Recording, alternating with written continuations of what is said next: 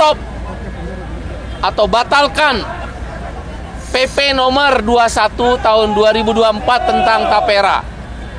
Maka aksi akan dilanjutkan meluas ke seluruh Indonesia. Aksi pada hari ini tuntutannya adalah cabut PP nomor 21 tahun 2024 Tabungan Perumahan Rakyat atau tapera. Tuntutan aksi selain meminta dicabutnya PP tentang tapera juga disampaikan, yaitu meminta Permen Dikbud tentang UKT agar juga dicabut, karena itu biaya kuliah jadi mahal. Juga meminta dicabut peraturan pemerintah terkait dengan KRIS, kamar rawat inap standar dari BPJS Kesehatan. Dan tentunya kami juga meminta Omnibus Law Undang-Undang Cipta Kerja dicabut, khususnya terkait dengan klaster ketenagakerjaan dan perlindungan petani.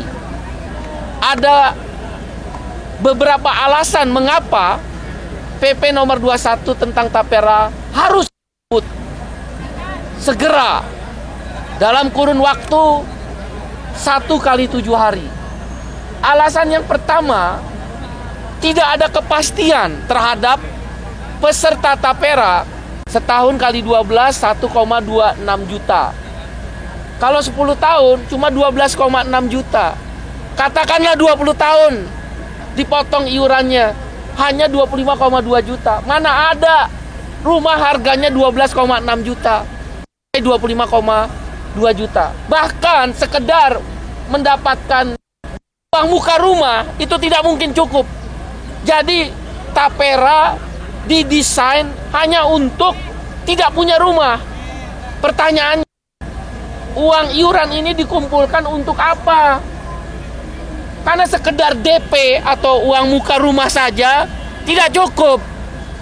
Pemerintah harus menjelaskan apa tujuan pengumpulan dari iuran tapera. Bukan dengan sombongnya mengatakan tidak akan dibatalkan. Kalau memang tidak dibatalkan, uang ini untuk apa? Kalau untuk uang muka 10 tahun aja nggak cukup kok, apalagi memiliki rumah. Alasan yang kedua, pemerintah tidak mengiur, tapi mengelola uang masyarakat. 2,5% potongan upah buruh, 0,5% dari pengusaha. Terus pemerintah mengiurnya di mana? Oleh karena itu, pemerintah tidak punya hak untuk memotong upah dari pengusaha. Buruh sudah dipotong jaminan pensiun, jaminan kesehatan 1%, PPh 21 pajak 5%, jaminan hari tua 2%. Total mendekati tapera persen, total mendekati 12%. Bisa-bisa buruh, melalui kesempatan ini kami menyampaikan pada Bapak Presiden Jokowi, bisa buruh pulang ke rumah hanya bawa selip gaji, termasuk kawan-kawan media.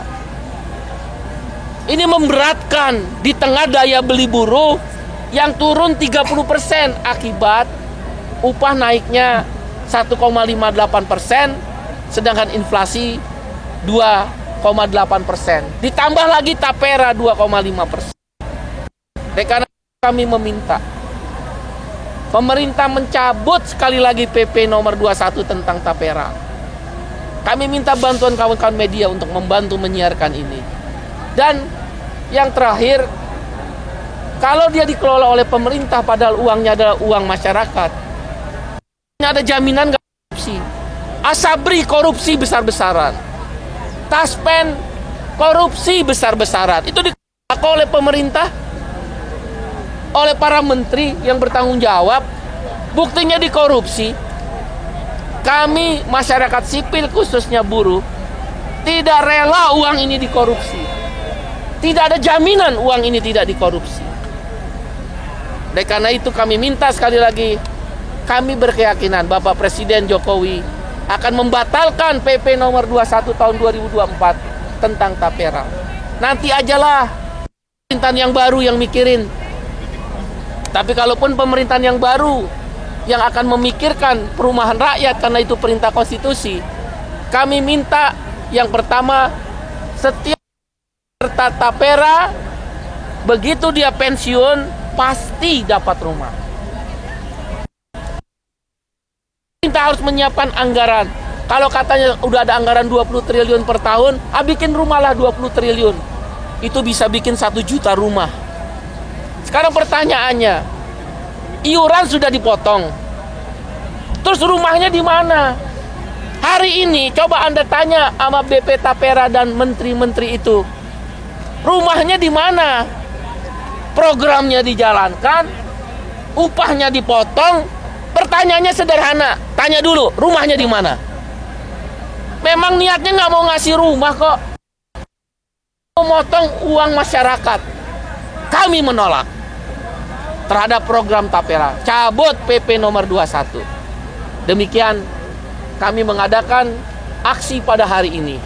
Partai Buruh dan KSPI dan Serikat Buruh. Bila tidak didengar, kita akan melakukan aksi lanjutan. Mudah-mudahan DPR yang baru dan pemerintahan yang baru, presiden yang baru bisa mendengarkan suara hati rakyat, buruh, dan masyarakat lainnya. Kita tolak pemotongan iuran tapera. Terima kasih. Dengan demikian, negara nyiapin rumahnya dulu. Misal tadi, Perumnas dihidupkan lagi. Di seluruh provinsi dibangun, misal ada istilah Perumnas 1, Perumnas 2, Perumnas 3. Setelah rumahnya dibangun dari anggaran negara APBN, baru disiapkan cicilan yang akan dibayar oleh yang akan mendapatkan rumah. Misal tahun dibangun 1 juta rumah seluruh Indonesia. Baru dihitung dari cicilan itu berapa iuran yang bisa dipotong. Sekarang kan dipotong dulu iuran, rumahnya nggak tahu. Nah, solusinya bangun dulu rumah. 1 juta rumah oleh apa? Negara. Melalui APBN dan APBD. Yang kedua, tentukan dulu tapera jaminan sosial atau tabungan sosial. Kalau dia jaminan sosial, atau bantuan sosial, maaf. Kalau dia jaminan sosial, alternatif asuransi sosial seperti BPJS Kesehatan, jaminan kecelakaan kerja dan jaminan kematian. Dia asuransi sosial. Atau bentuknya tabungan sosial seperti JHT dan pensiun. Makanya rumahnya ada dulu, pesertanya dihitung berarti 1 juta rumah setiap tahun, baru dihitung iurannya. Dan pemerintah yang ketiga kami minta ikut mengiur. Sehingga harga rumah diintervensi oleh negara. Real Estate Indonesia memperkirakan harga rumah itu sekarang rata-rata 150 juta. Kalau negara intervensi, rumah bisa turun jadi 50 juta. Kalau harga rumah 50 juta tanpa DP, kita bisa mencicil di bawah 1 juta. Itu solusinya. Dan yang terakhir, kita meminta memastikan daya beli buruh dinaikin dulu. Caranya apa? Kita semua naikin upah. Setelah upah layak, baru ada potongan. Dari potongan itulah yang dikonversikan menjadi cicilan rumah. Pak, judicial review yang Bapak maksud tadi